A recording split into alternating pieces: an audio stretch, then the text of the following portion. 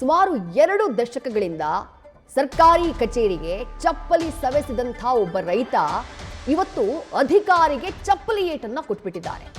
BTDA Bagalkote town development authority ಕಚೇರಿಗೆ ನುಗ್ಗಿದಂಥ ರೈತ BTDA ಕಚೇರಿಯ ಕೇಸ್ ವರ್ಕರ್ ಅಂಕದ ಅವರಿಗೆ ಚಪ್ಪಲಿ ಏಟನ್ನ ಕೊಟ್ಟಿರೋದು. ಬಾಗಲಕೋಟೆ ನಗರದ BTDA ಕಚೇರಿಯಲ್ಲೇ ಈ ಘಟನೆ ನಡೆದು ಹೋಗಿದೆ. ರೈತ ಬಸವರಾಜ್ ದೊಡ್ಡಮನಿ ಅನ್ನೋರು ಈ ರೀತಿ ಅಧಿಕಾರಿ ಜೊತೆ ವರ್ತನೆ ಮಾಡಿದ್ದಾರೆ. ಭೂಸ್ವಾಧೀನ ಪ್ರಕರಣಕ್ಕೆ ಸಂಬಂಧಪಟ್ಟ ಹಾಗೆ ಈ ರೀತಿ ಅಧಿಕಾರಿಗೆ ಥಳಿಸುವಂತಹ ಕೆಲಸವನ್ನ ರೈತ ಮಾಡಿರೋದು. ಸುಮಾರು 20 ವರ್ಷಗಳ ಭೂಸ್ವಾಧೀನ ಪ್ರಕರಣ. ಆ ಕೇಸ್ಗೆ ಸಂಬಂಧಪಟ್ಟ ಹಾಗೆ ರೈತನಿಗೆ ಇದುವರೆಗೂ ಪರಿಹಾರ ಸಿಕ್ಕಿರಲಿಲ್ಲ. ಹಾಗಾಗಿ ಈ ರೀತಿ ವರ್ತನೆ ಮಾಡಿದ್ದಾರೆ ಅನ್ನುವಂತಹ ಮಾಹಿತಿ ಲಭ್ಯವಾಗ್ತಾ ಇದೆ. ಮತ್ತಷ್ಟು ಡೀಟೇಲ್ಸ್ ನಮ್ಮ ಪ್ರತಿನಿಧಿ ಕೃಷ್ಣ ಹದಿಮನಿ ನೀಡುತ್ತಾ ಹೋಗ್ತಾರೆ. ಕೃಷ್ಣ, ಈ ರೀತಿ ರೈತ ಅಧಿಕಾರಿಗೆ ಥಳಿಸಿದ್ದನ್ನ ಸಮರ್ಥಿಸಿಕೊಳ್ಳೋದಕ್ಕೆ ಖಂಡಿತ ಸಾಧ್ಯ ಇಲ್ಲ. ಆದ್ರೆ 2 ದಶಕಗಳ ಕಾಲ ಸರ್ಕಾರಿ ಕಚೇರಿಗೆ ಅಲೆದಾಡಿದ್ದಾರೆ ಪರಿಹಾರಕ್ಕಾಗಿ ಅಂತಂದ್ರೆ ಆ ರೈತ ಎಷ್ಟರ ಮಟ್ಟಿಗೆ ಆಕ್ರೋಶಗೊಂಡಿರಬಹುದು ಅನ್ನೋದನ್ನ ಅಂದಾಜು ಮಾಡಬಹುದು. ಏನಿದು ಪ್ರಕರಣ? ಎಷ್ಟು ಭೂಸ್ವಾಧೀನವನ್ನ ಮಾಡಿಕೊಳ್ಳಲಾಗಿತ್ತು? ಪರಿಹಾರ ಸಿಗೋದಕ್ಕೆ ವಿಳಂಬ ಆಗಿದ್ ಯಾಕೆ? ಇವತ್ತು ಶಾಸಕರ ನೇತೃತ್ವದಲ್ಲೇ ಮೀಟಿಂಗ್ ನಡೀತಾ ಇದ್ದಂತಹ ಸಂದರ್ಭದಲ್ಲಿ ಆಗಿದ್ದೇನು ಕೃಷ್ಣ?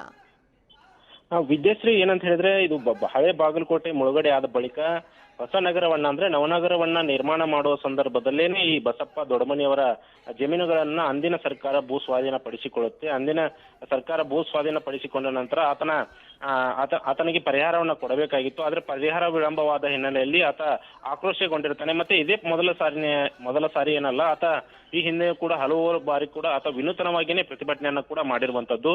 ಅಂದ್ರೆ ತನ್ನ ಹೊಲ ಏನು ಕಳೆದುಕೊಂಡಿದ್ದಾನೆ, ಜಮೀನಿನ ಭಾಗದಲ್ಲಿ ಆಗಿರುವಂತಹ ರಸ್ತೆಗಳೇನಿವೆ, ರಸ್ತೆ ಮಧ್ಯದಲ್ಲೇನೆ ಆತ ಚಕ್ಕಡಿಗಳನ್ನ ಕಟ್ಟಿರುವುದು ಅಂತ ಆಗಿರ್ಬೋದು, ಮತ್ತು ಜಾನುಗಳನ್ನ ಕಟ್ಟೋದಾಗಿರ್ಬೋದು, ಈ ರೀತಿಯಾಗಿ ವಿನೂತನವಾದ ಪ್ರತಿಭಟನೆಗಳನ್ನ ಆತ ಮಾಡುತ್ತಲೇನೆ ಬರ್ತಾ ಇದ್ದ. ಇವತ್ತು ಏನಂತ ಹೇಳಿದ್ರೆ ಶಾಸಕ ಉಮೇಶ್ ಮೇಟಿ ಅವರ ನೇತೃತ್ವದಲ್ಲಿ ಇವತ್ತು BTD ಅಂದ್ರೆ ಬಾಗಲಕೋಟೆ ಪಟ್ಟಣ ಅಭಿವೃದ್ಧಿ ಪ್ರಾಧಿಕಾರದ ಏನು ಅಧಿಕಾರಿಗಳ ನೇತೃತ್ವದಲ್ಲಿ ಇವತ್ತು ಹಕ್ಕುಪತ್ರಗಳನ್ನ ಅಂದ್ರೆ ನಿವೇಶನಗಳ ಹಕ್ಕುಪತ್ರಗಳನ್ನ ಇವತ್ತು ಸಂತ್ರಸ್ತರಿಗೆ ನೀಡಲಾಗ್ತಾ ಇತ್ತು. ಈ ವೇಳೆ ಅಂತ ಹೇಳಿದ್ರೆ ದಲಿತ ಸಂಘಟನೆಗಳೊಂದಿಗೆ ಆಗಮಿಸಿದಂತ ಬಸಪ್ಪ ದೊಡ್ಡಮನಿ ಆತನ ಸಹನೆಯ ಕಟ್ಟೆ ಹೊಡೆದೋಗಿತ್ತು. ಹೀಗಾಗಿ ಏನಂತ ಹೇಳಿದ್ರೆ ಅಲ್ಲೇ ಇದ್ದಂತ ಏನು BTD ಅಧಿಕಾರಿ ಅಂಕದ್ ಎಂಬ ಅಧಿಕಾರಿಗೆ ಚಪ್ಪಲಿ ಏಟಿನಿಂದ ಹೊಡೆದಿರುವುದು ಕೂಡ ಇಲ್ಲಿ ಹೊಡೆದಿರುವಂತದ್ದು. ಈಗಾಗಲೇ ಏನಂತ ಹೇಳಿದ್ರೆ ಆತ ಸಾಕಷ್ಟು ಬಾರಿ BTDಗೆ ಅಲೆದು ಸುಸ್ತಾಗಿರ್ತಾನೆ. ಜೊತೆಗೆ ಏನಂತ ಹೇಳಿದ್ರೆ ಅಧಿಕಾರಿಗಳು ಕೂಡ ಆತನಿಗೆ ಯಾವುದೇ ರೀತಿಯಾದಂತ ಭರವಸೆನ ಕೊಟ್ಟಿರೋದಿಲ್ಲ. ಜೊತೆಗೆ ಏನಂತ ಹೇಳಿದ್ರೆ ಆತನಿಗೆ ಎಲ್ಲ ಕೂಡ ಅಂದ್ರೆ ಸ್ಪಷ್ಟವಾಗಿ ಹಿಂದೆ ಬರುತ್ತೆ ನಾಳೆ ಬರುತ್ತೆ ಅನ್ನೋ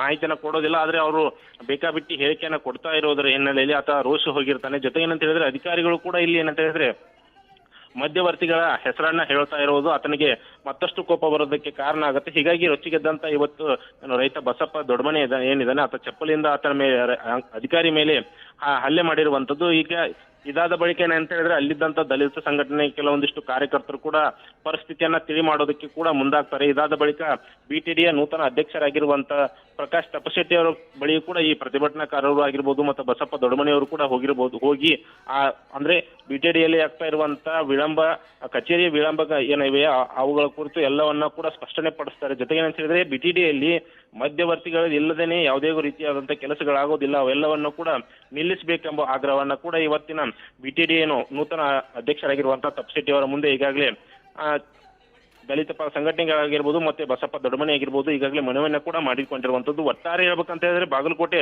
ಏನು ಮುಳುಗಡೆ ಸಂತ್ರಸ್ತರ ಏನು ಅಳಲೇನಿದೆ ಇದು ಇಂದು ಮತ್ತೆ ನಾಳೆ ಇದಲ್ಲ, ಇದು ಸುಮಾರು 20 ವರ್ಷಗಳಿಂದಲೂ ಕೂಡ ಹೀಗೇನೆ ಬರ್ತಾ ಇದೆ. ಕೆಲವೊಂದಿಷ್ಟು ರೈತರು ಏನಿದ್ದಾರೆ ಅವರು ನ್ಯಾಯಾಲಯದ ಮೊರೆ ಕೂಡ ಹೋಗಿರುವಂತದ್ದು, ನ್ಯಾಯಾಲಯದಲ್ಲಿ ತಮ್ಮ ಸಮಸ್ಯೆಗೆ ಪರಿಹಾರವನ್ನ ಕೂಡ ಕಂಡುಕೊಂಡಿರುವಂತದ್ದು. ಆದ್ರೆ ಬಸಪ್ಪ ಅವರ ಸಮಸ್ಯೆ ಕೂಡ ಇನ್ನೂ ಬಗೆಹರಿಯದೇ ಇರುವುದು ಕೂಡ ಇನ್ನಷ್ಟು ಕಗ್ಗಂಟನ್ನ ಮಾಡಿರುವಂತದ್ದು. ವಿದ್ಯಾಶ್ರೀ, ಥ್ಯಾಂಕ್ ಯು ಕೃಷ್ಣ ತಮ್ಮೆಲ್ಲ ಡೀಟೇಲ್ಸ್ಗೆ.